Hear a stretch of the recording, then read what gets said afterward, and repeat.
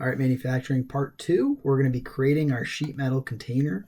If you guys have a specific product that you want to make a container for, then you should use your own sizes here. It has to be relatively small because these will use a lot of material that we don't have in the room. If you don't know exactly what you want to make or a specific application, just follow along with my measurements so that way you can have success and you just follow right along with me.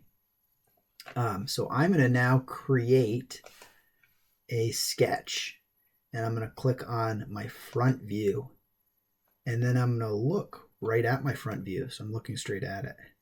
Now all I'm going to do is make the profile of the container. So it's going to have a side, a bottom, and another side in sketch form.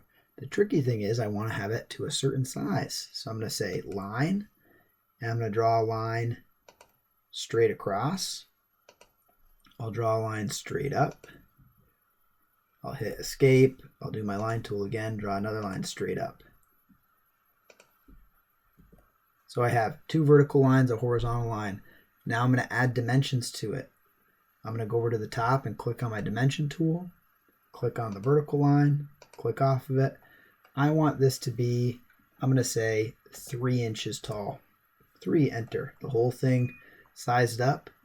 I'm going to zoom out, 2 fingers on my trackpad, dimension, the bottom, click to enter.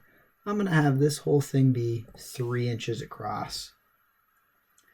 And then click on the sidewall again, 3 inches up. We're going to end up making a 3 by 3 by 3, but it's going to be 6 inches deep. So it's going to have some depth to it as we get going. All right, that was part 2.